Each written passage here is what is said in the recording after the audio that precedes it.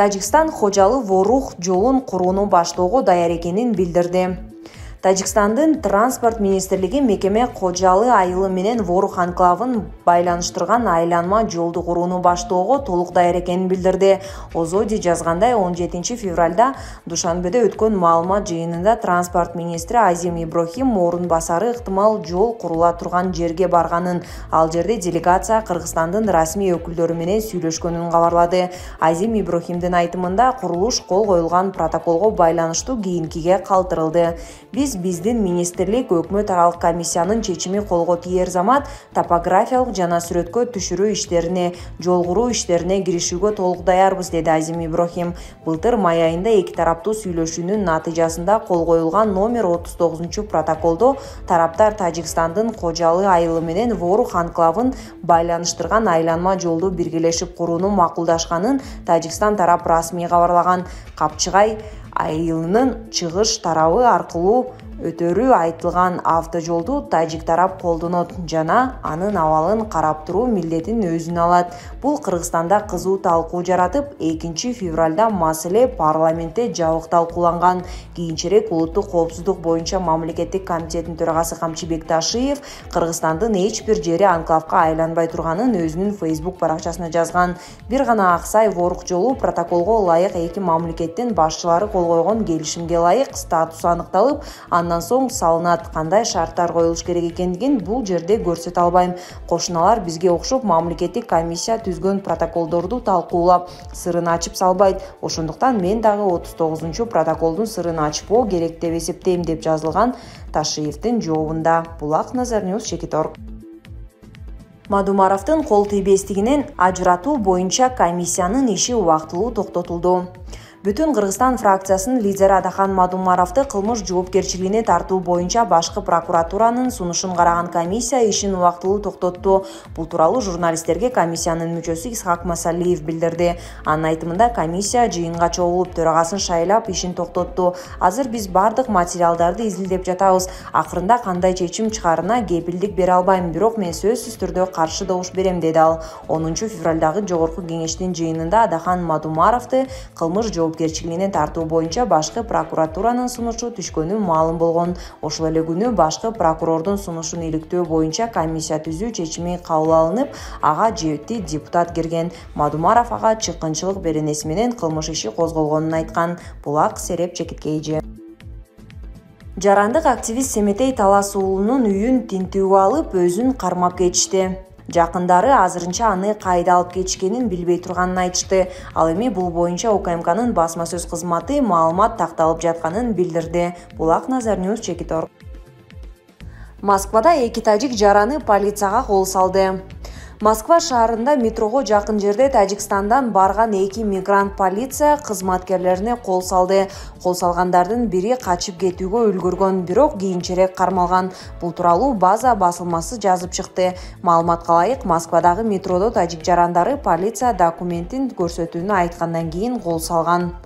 Алгач Сайдакрам Хамброев аттуу жаран полициянын муштуму менен уруп жиберген. Аны кармоо учурунда Умар Расулжонзо да аттуу шериги чуркап келип, полиция кызматкерин тээп, андан кийин качып кеткен. Полицияга кол салгандар ошол эле күнү камакка алынган. Эки тажик жаранына бийлик өкүлдөрүнө күч колдонуу фактысы боюнча кылмыш иши козголду. Булак Лайк, Чекиткейжи. Түркия Кыргызстанга аскердик автоунааларды берди.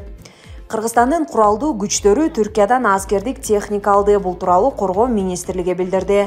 Түркиянын коргоо ведомствосу аскердик автоунааларды, атайын шаймандарды жана башка жабдыктарды берген.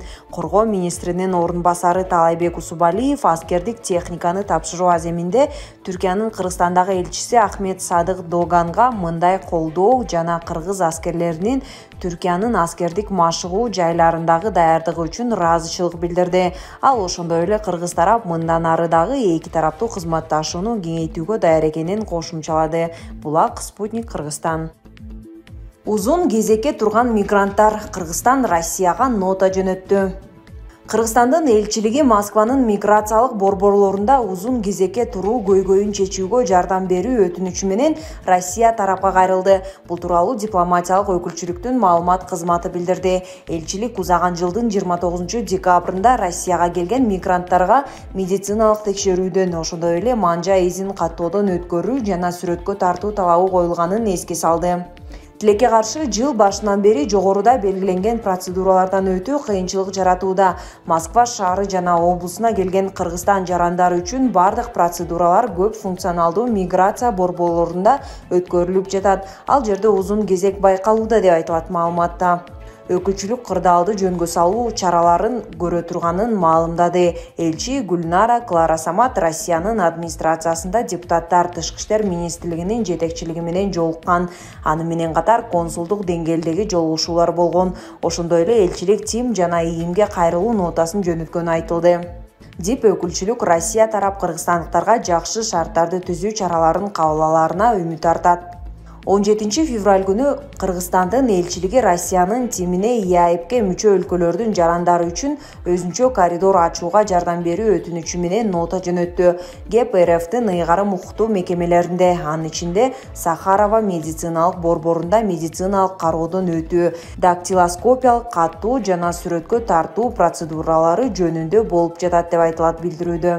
Россиянын саламаттык сактоо министрлигинин 26 январдагы маалыматына ылайык 17 мекемеге барып медициналык кароодон өтүүгө болот. Ошондой эле белгиленген 3 айлык мөөнөт документтерди ички иштер органдарына өткөрүп берүү үчүн каралган. Бул ар 3 ай сайын текшерүүдөн өтүп туруш керек дегенди түшүндүрбөйт. Булак Спутник чекиткей. Бул спортту жек көрөм. Олимпиадада күмүш медальга ээ болгон 17 жаштагы спортчу ызы чуу салды. Пекинде өтүп жаткан кышкы Олимпиада оюндарында көркөм муз тебүү боюнча кыз келиндер арасында күмүш медальга ээ болгон орусиялык көркөм муз тебүүчү Александра Трусова акыркы жыйынтыктар жарыялагандан кийин трибуна астындагы бөлмөдө ыйлап жиберди. Мындай видео социалдык тармактарга тарады. Мен баарын жек көрөм, мен бул спортту жек көрөм, мен эми эч качан муз үстүнө чыкпайм, эч качан бул мүмкүн эмес, бардыгында алтын медаль бар, менде жок, эми эч качан деп көзүнө жаш алган Трусова. Кийинчерээк маалымат жыйынында Трусова эмоциясын түшүндүргөн. Мен ал учурда жөн гана ыйлагым келди. Мен 3 жумадан бери апамсыз, итимсиз жүрөм. Ал эмоциясы менен карьерасын жыйынтыктай турганын айтып алганын, дүйнө чемпиондугуна катышуу чечимин кабыл алгандыгын билдирген.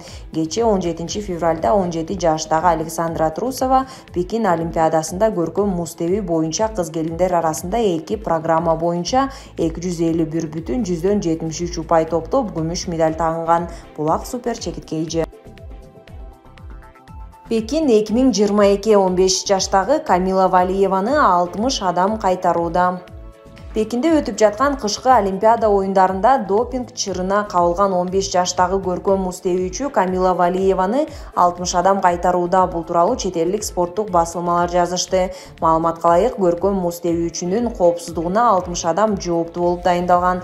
Эл аралык Олимпиада комитетинин расмий өкүлү Марк Адамстын айтымында, Валиеванын коопсуздугун камсыздоого тажрыйбалуу күзөт кызматкерлери тартылган. Кечээ 17 февралда кышкы Олимпиада оюндарында көркөм муз боюнча кыз келиндер арасындагы мелдеш жыйынтыкталды.